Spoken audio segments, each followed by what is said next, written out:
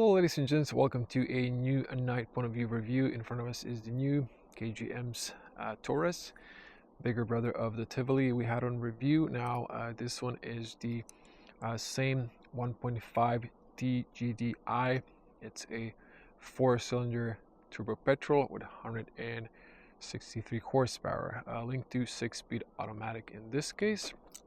If I unlock the car, you can see the headlights. Now the taillights, same as on Tivoli, don't come on unless I actually switch them on manually. So let me just do that for a demo here. So you can see now the daytime running lights instead of the headlights. But you can see the profile here. We're sitting on 18-inch alloys. Suspension is slightly on a stiff side, not super stiff like a sport suspension, but slightly stiffer than I would like. And here are the taillights. Now I can use the remote here for the power tailgate. So actually, excuse me, I was pressing the unlock button. Button below that is the power tailgate. So spacious cargo space. We've set here, so 703 liters if I'm not mistaken, 1,662. When you knock down the seats, I hope I didn't mix that up. You can press here, and since we don't need the key, we have a start stop. Let's just hop inside. Let me buckle up. And let's start the car. Now everything lightens up. So I've muted the radio, but it keeps coming on for some reason. I didn't take on the USB because I usually don't bring it with myself. So Apple CarPlay is not wireless. At least maybe you need the USB for the first time. So I'll try to do it in the day point of view. We have the radio. Currently it's like mostly domestic music. Let me see if I can play some. But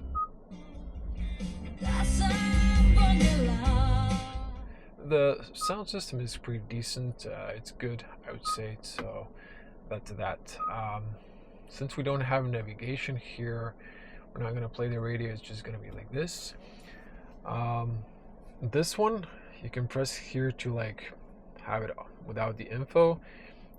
Whenever you are, you can press here and then it brings the menu. So, and then here it can just be on. Now, before we head out, let me show you the reverse camera. Very decent resolution and super sharp. Put it back to drive. Before we head out, my consumption is starting to spike up while I'm idling. I get it below 7 liters, but it's it was getting close to 6.5, but I think 7 gentler driving open road is realistic, and then going towards 8. Also, same as in Tivoli, if you don't buckle up, the car won't release the park brake as a reminder to buckle up.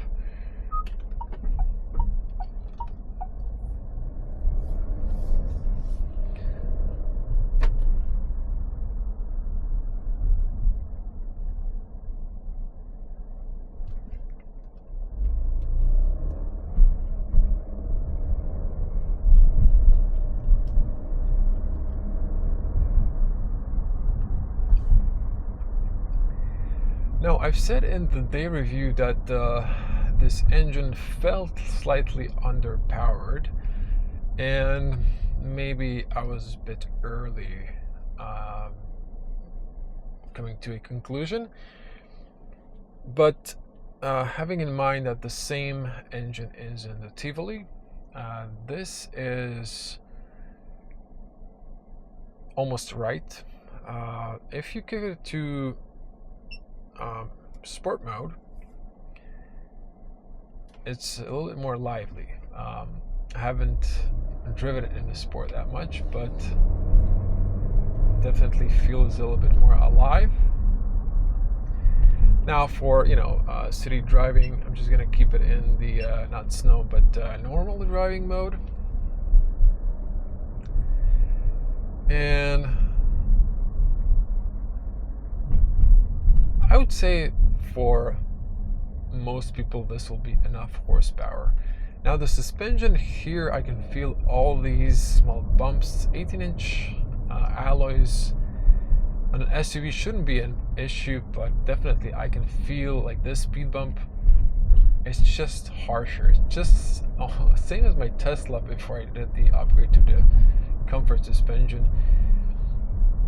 It's not super harsh, but it's harsh enough for you to feel all of these bumps and imperfections, and which is a shame, because this is just a nice big SUV, and I would personally love a bit softer suspension. Of course, you can always do an upgrade yourself. It's not super bad, but it would be such a better car if it was a bit more comfier in that area. Automatic works pretty solid, smooth transitions or shifts, so no complaints there. The brakes are not too aggressive, but I would say they're just in the middle. They're normal. They're not too aggressive or late, so they work normally. Now, I haven't driven this too much. Actually, only driven it in the city. I didn't go to the highway, so I wasn't really fast in the bends. I think there's like slight leaning. It's taller SUV, but generally it's fine. So you can see here it accelerates very smoothly. Maybe just from a start, it's kind of slow. There's like a little delay. It's just the turbo's working, and but once it starts, it's going. It's no big deal. It's no issue. So I'm going to slow down a bit here, but generally speaking, enough power for most of you. I've been driving more powered cars lately, so not petrol, electric, so just bear that in mind. Steering is somewhat light, not too precise, but there is, actually I haven't checked if there is change with the driving mode. Oh yeah, it's a bit more precise, so it's tied to the driving mode. And you might notice that our consumption is a bit spiking up. Now I've topped up the car after the day review because it's getting close to the reserve, and I didn't want to do that tomorrow. So the tank has 50 liters, so I think I've poured in 45, and the range on the display was 510 when I looked at it. I didn't look at it immediately after starting the car, but it's around 500 plus kilometers range. Now I do apologize for not bringing the cable and enabling the Apple CarPlay. You also have the Android Auto, but with that I would say this infotainment doesn't have any cons. It's better to have Waze or Google Maps from your smartphone rather than having an embedded navigation. I think most of you use the smartphone navigations rather than the embedded one. In Tivoli, we had navigation. It was by TomTom. It's the one we saw also in the Stellantis group. It's fine, but definitely prefer ways.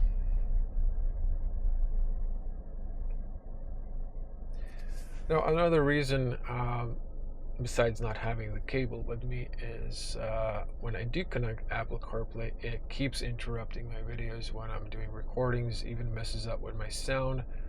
So it's just easier for me not to connect it. Now, auto start stop didn't kick in, auto hold did engage, and in some cases, another journalist told me I've engaged it now, but it didn't engage, so that it just completely shuts off and it kind of locks itself. So if you were planning to, like, if you slow down and plan to take off, it just roughly stops. It doesn't, like most of the other cars, just keep moving forward before it starts up. It just like blocks the engine and stops roughly, and then re-engages when you press the accelerator. So it works a little bit different. I didn't experience that, but it was something that was shared with me, how it works. Now guys, I would appreciate if you're watching this video to give it a like, type in a comment, and it's 2 in the morning. I've been doing the consumption test late and everything, and I know this video will not have too much views, and I just know by the Tivoli as well, but this is even bigger, slightly more expensive, so I appreciate all of you who are watching, and if you appreciate this video, just give it a like, type a comment. Those are the things that algorithm likes, so it might suggest the video to someone else. The algorithm is getting different, and it's changing, and really don't know everything that suits it anymore, but those are the things I do know that it likes. So sharing, subscribing in general, and liking, commenting, or engaging in the videos. We're gonna floor it a little bit here.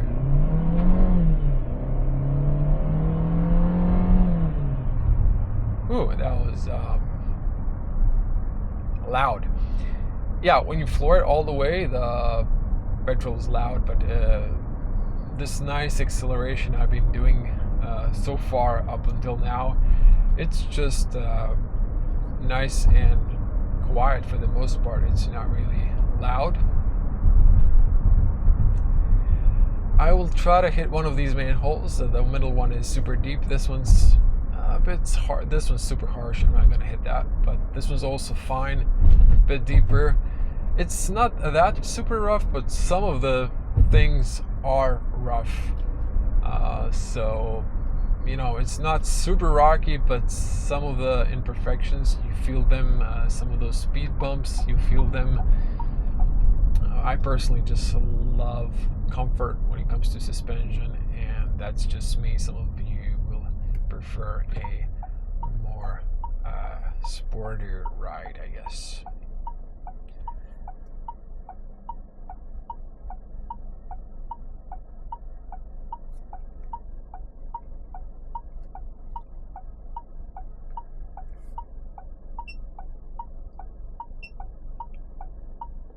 Okay, we're gonna speed up in the normal driving mode, and then kick it to sport on the highway as well. I'll speed up here a little bit, just to see how it performs in the bends if I'm slightly faster.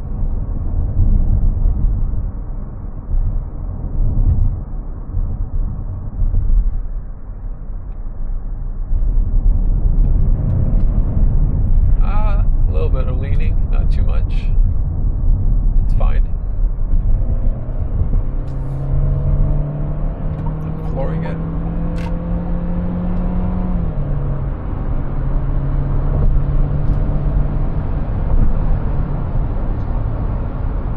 Yeah, not super fast.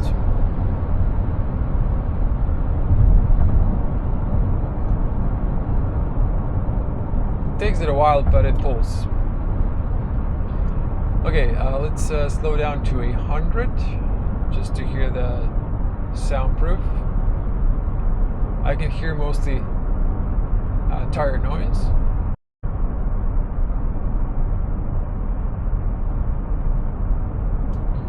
Let me kick it to sport mode. Okay, we're gonna floor it.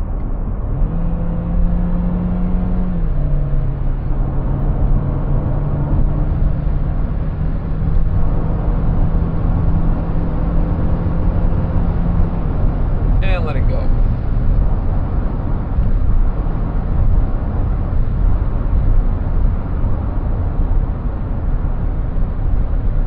So 130.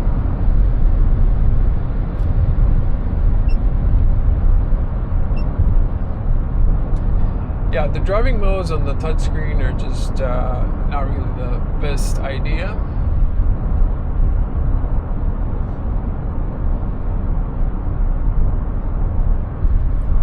I'm going to engage the cruise control.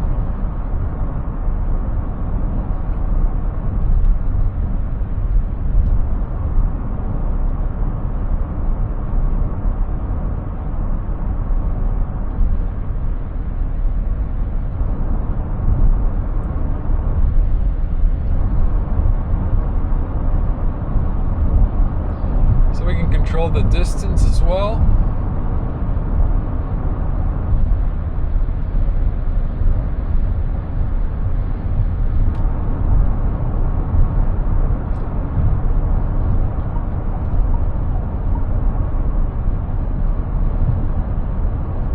When you see the green car with the lines, it's keeping you in the lane.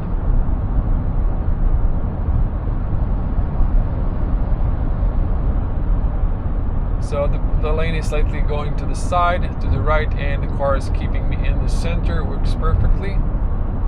If I try to move it, it's just going to keep me in the center, so it's correcting me. So it works pretty well.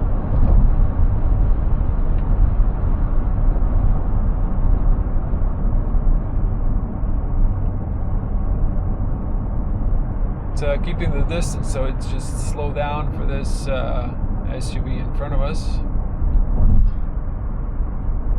It's kind of slower than I want, but we're going to exit soon, so it doesn't matter. We can see the blind spot working as well.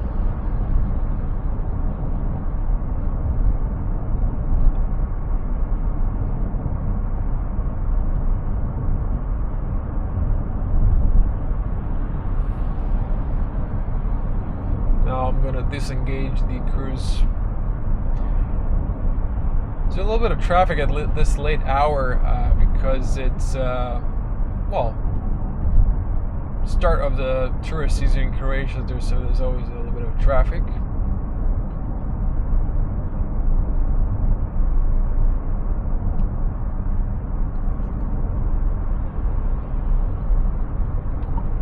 Here's our exit.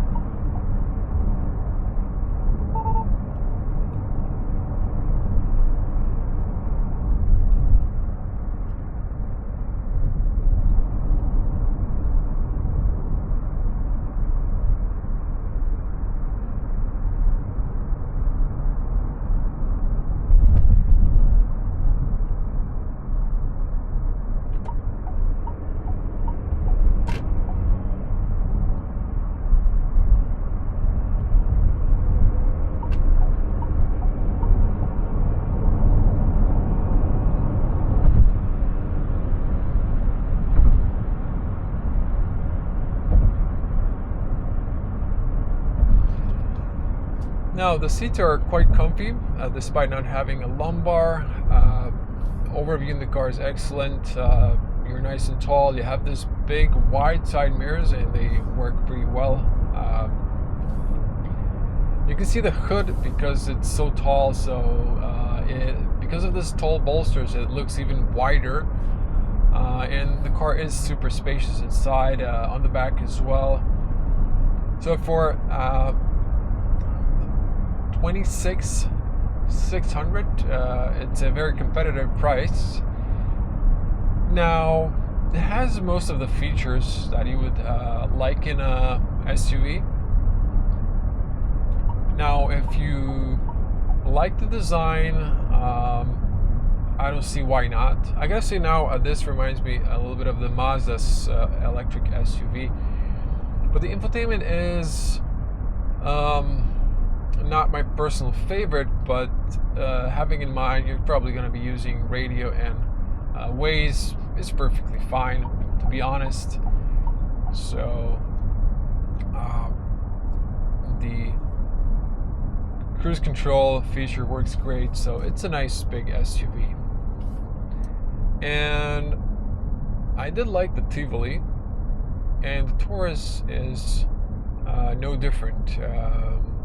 Even if it looks a bit odd because it's I'm first time sitting in one, and you know, at first maybe it wasn't something that's my personal taste, but the more I use it, I like the features and I like the car.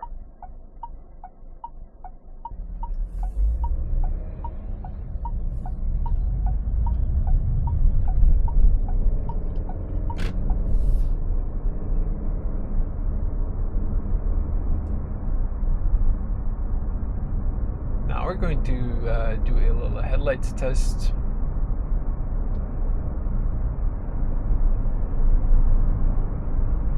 This lane assist is pretty okay when the cruise is not activated, so it's correcting you if you get close to the lane markings.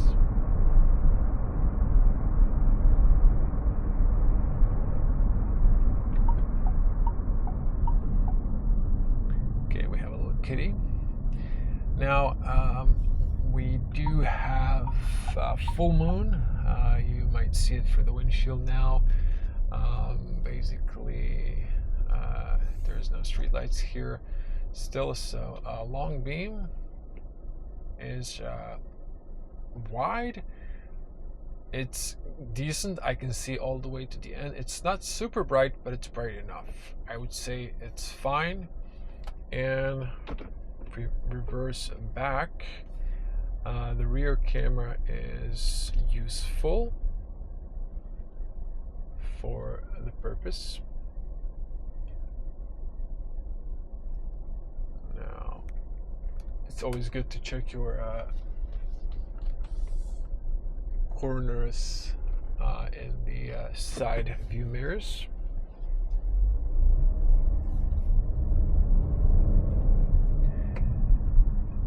Okay, I thought I wouldn't do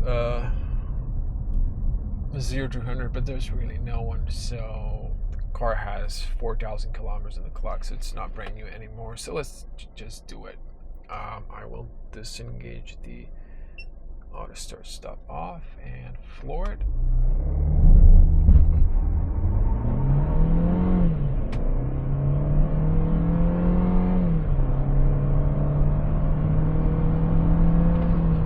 Brake test. Brakes are solid, so that wasn't bad.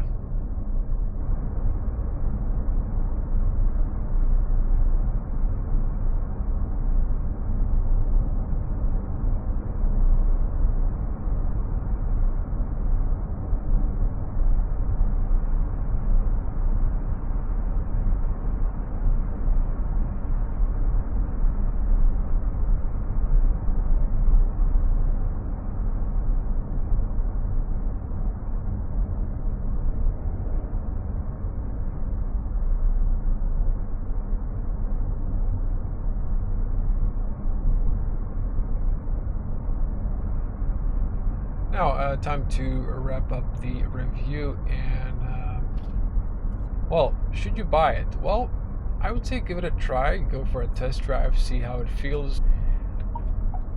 It definitely looks a bit more posher than the well, price-wise close is if you're looking at some of the legacy European brands, is Dacia Mixture, but it's more Spartan, more plasticky looking inside. This one feels a little bit more posher, although design isn't European, but it's not that far from it, so definitely unique looking design, and you will have something a bit different on the road.